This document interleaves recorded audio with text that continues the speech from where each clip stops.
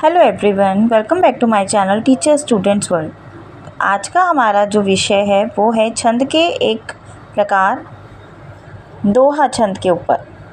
दोहा सबसे पहले हम समझ लेते हैं कि दोहा कहते किसे हैं। दोहा एक दो पंक्तियों का होता है और उसके 4 चरण होते हैं, यानी उस 2 पंक्तियों में लिखा जाता है, उसके 4 चरण होते हैं, यानी एक चरण के बाद कॉमा, उसके बाद दूसरा चरण लिखा जाता है। इस प्रकार से दोहा लिखा जाता है। सहूलियत के लिए मैंने आपको यहाँ पर अलग अलग चरणों को लिख दिया है। तो सबसे पहले हम इसको देख लेते हैं। करत करत अभ्यास के जड़मति होत सुजान, रसरी आवत जात है सिल पर परत निशान। अब ये 2 पंक्तियों का आपका दोहा है जिसके अंदर 4 चरण हैं।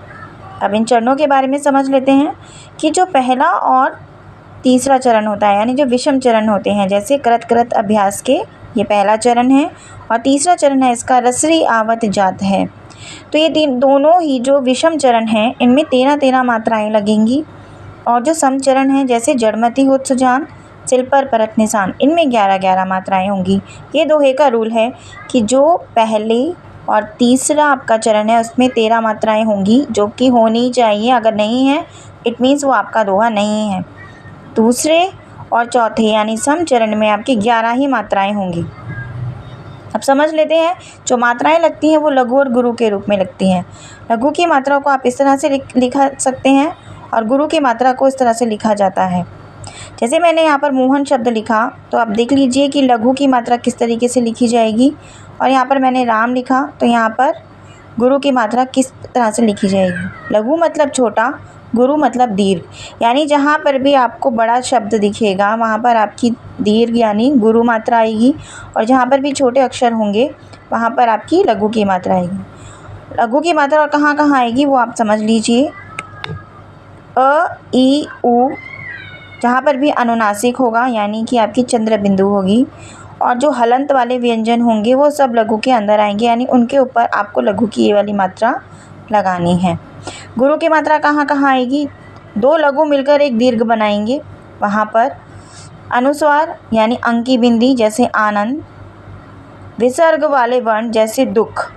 तो जो ये है इसमें आपका इसको मिलाकर आपका क्या बन जाएगा, गुरु।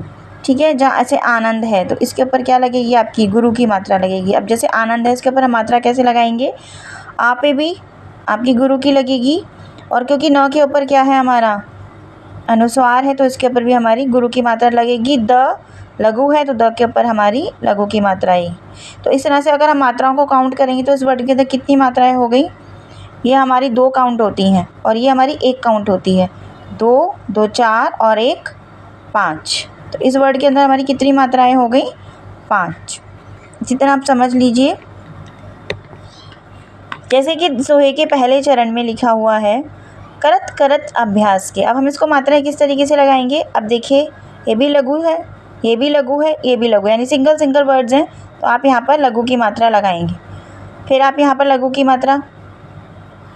अब यहाँ पर देखिए जब भी कोई आधा व्यंजन आता है, जब भी कभी आधा व्यंजन आता है तो आधा व्यंजन अपने पहले वाले वर्ण के साथ मिल जाता है और वो किस में बदल जाता है, दीर्घ में।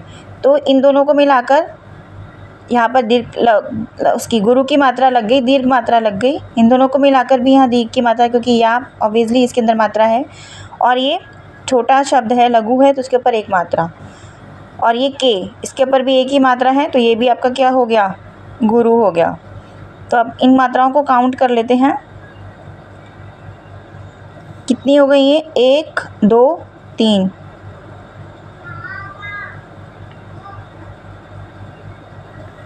ऐसे इधर ही 3 मात्राएं हैं, जब हम इनको काउंट करेंगे तो ये कितनी हो जाएंगी, 2 2 4 और 1 5। ऐसे इसको काउंट करेंगे तो ये 2।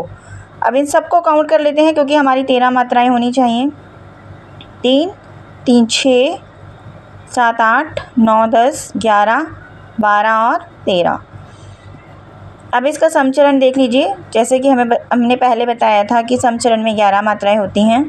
जड़मति होत सुजान, अब इसमें कैसे लगेंगी मात्राएं, देखो जहाँ पर भी छोटे अक्षर हैं या छोटी मात्राएं आपको दिखाई दे रही हैं, अकेला वर्ण है या कोई भी छोटी मात्रा उसके ऊपर लगी हुई है तो वो सब सिंगल वर्ड में काउंट होंगे। तो यहाँ पर हमने ऊपर लघु की मात्रा लगा दी है तो 1 2 3 4 यहाँ पर टोटल कितने वर्ड हो गए 4। अब क्योंकि यहाँ पर ये गुरु वर्ड है, यहाँ पर गुरु की मात्रा लगेगी क्योंकि इसके अंदर बड़ी मात्रा है, तो यहाँ पर 2 और 1 ये 3।